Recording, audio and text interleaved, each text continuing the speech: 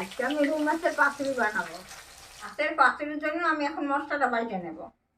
সর্ষে দিলাম, পোস্ত দিলাম, রসুন দিলাম, আদা লঙ্কা দিয়ে দিলাম, জল দিয়ে বাইটে নেব।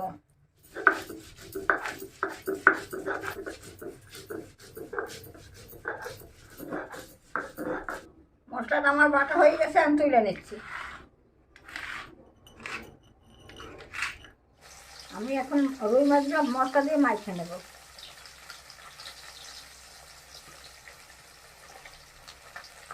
মশলা বাটাটা দিয়ে দিলাম, লবণ দিয়ে দিলাম, হলুদ দিয়ে দিলাম, ধনিয়া পাতা দিয়ে দিলাম, সরষের তেলটা দিয়ে দিলাম। এবার আমি ভালো করে মাখাই নেব।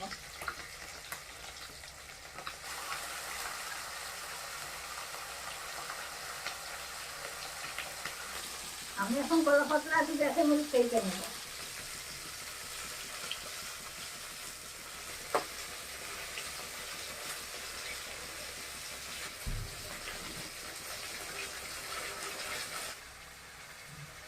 একটা করে মাছ দিয়ে দিলাম।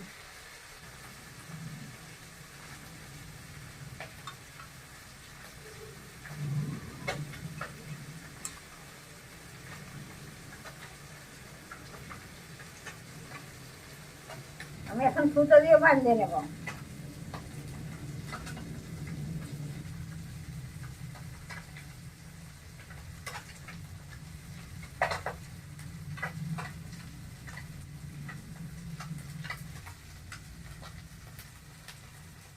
বাকি মাছটাও আমি এইভাবে কলা পাতা দিয়ে বাঁধিয়ে নেব। আমি এখন পাতুরিগুলো ভাজে নেব। কড়াইতে তেল দিয়ে দিলাম, মাছের পাতুরিগুলো আমি তেলের মধ্যে দিয়ে দিলাম।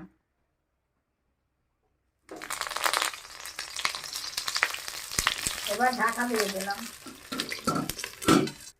ঢাকাটা আমি খুলে নিচ্ছি।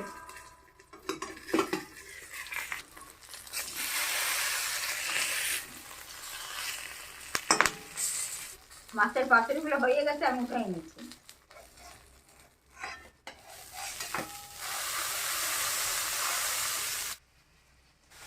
আমি এখন খুলে দেখাচ্ছি কেমন হয়েছে ভিতরে।